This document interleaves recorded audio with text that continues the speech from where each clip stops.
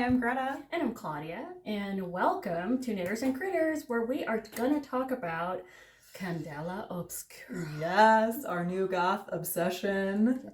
It was so good. I'm so glad there's already merch because I'm like looking at that green shirt going, you will be mine. Yeah. And I love that everybody was in this like lavender to purple and gray. Like, I'm like, oh yeah, I see you. I really liked the costuming. And oh my God, Anjali's hair. Like, I was just like watching it thinking like, how did she, I mean, she's already got a great head of hair, but like, fabulous. She does. Yeah, I love Anjali.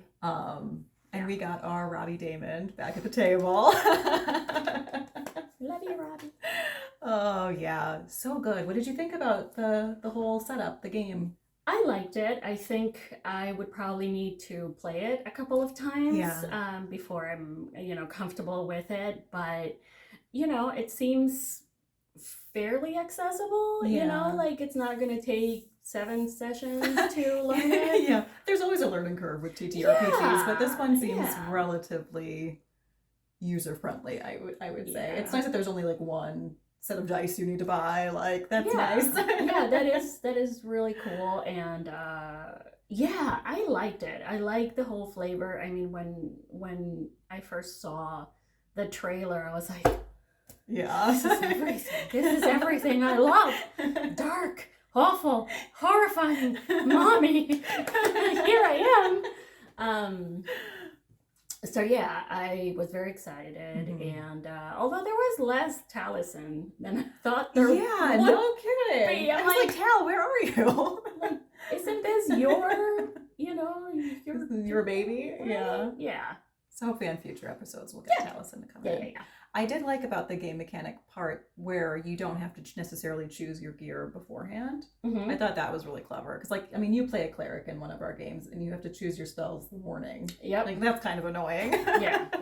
So, I thought that was cool. And, the whole, a good thing I planned for this kind of shtick, especially that I think Ashley used a couple times. Yeah.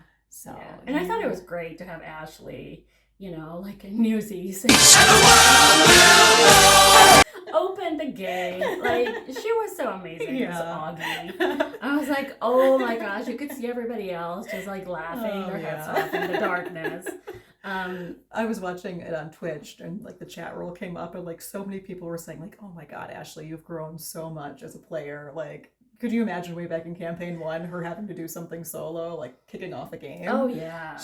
She's grown so much. Yeah. Good job, Ash. Yes. We love you, Ash.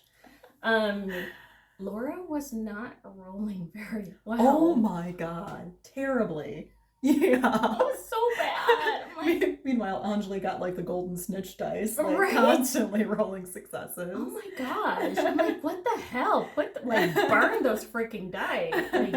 No, that's not okay. Yeah, that was rough. Yeah. I'm interested to see more of Robbie's character, hopefully in upcoming games, because his character did seem kind of quiet this go around. Yeah. We'll see. I really like Anjali's character, Charlotte. I thought she was really interesting. And she's such a smart player too. Yeah. That it's nice to have at the table, campaign 3, no direction. Put Anjali at the table, you got a direction. Oh yeah. She was kind of indicating, doing a lot of this is what you're doing. We don't know each other, by the way. Yeah. Lock it up, you're gonna stay with me. Yeah. Yeah. That was good. Yeah, and I liked the reveal of Laura's characters, the physical manifestations of her personality and her abilities and all of that. That was really fucking creepy. Yeah. Like a gray hand. When her hand got punctured and it was just a black void and her hand was I'm not okay with that. It's Taliesin. There's going to be some body horror involved. I'm okay with that. After reading, what was it? What was that one? House of Hollows? Yeah. Oh my God. I mean, that was full-on body horror, and I covered my throat for weeks. Right.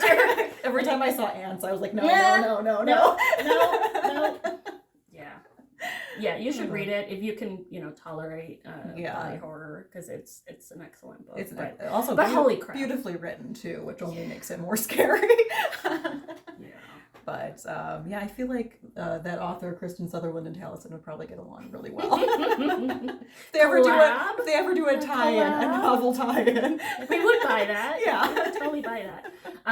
Did you download the I quick start didn't guide? get a chance to. I did watch their little short YouTube tutorial video, but I haven't downloaded the quick start guide. I downloaded it, and like I said, it seems pretty straightforward, but for me, the way I learn is by doing. Yeah. So I would probably have to play a session or two, so I can be comfortable with that. But yeah, I'm planning on buying the actual material, the actual literature when it does come out, because I don't know, my husband has been like, really?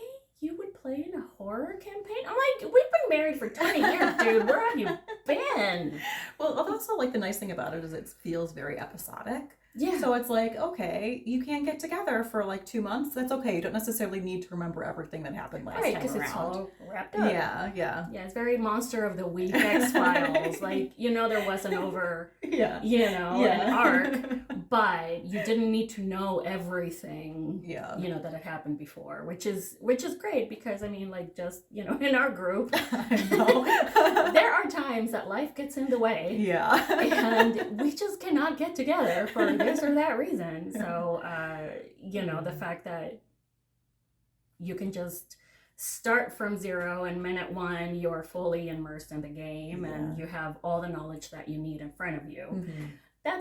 That's really cool, and I think that works, for many groups. Yeah.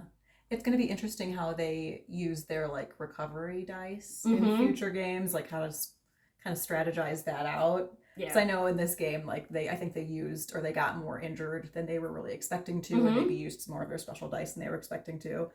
So I don't think they're going to be able to carry as many of those, special dice forward into game 2. Yep. But going forward, I think they're all pretty tactical players, so that should be interesting to see. Yeah. How they work that out. Yeah, and that is part of getting to know the system, that okay, if I do this early on, I'm kind of, screwed. Kind of tapped. Yeah, I had fun watching it. It was my husband and my oldest were also watching it until my oldest had to go to sleep because he was in school. Details. I'm like, come on, let's face it, you've got senioritis. What are we kidding? Major senioritis. So yeah, it was good. Yeah. If you've been curious or you're on the fence about watching it, we recommend it.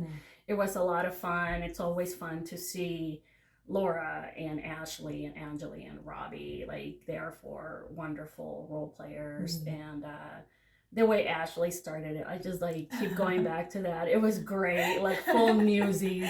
Yeah, it was awesome. Yeah. Well, I think that's it for our little recap review of this episode of Candela Obscura. As always, drop a comment below and like and subscribe to our channel. It really helps out.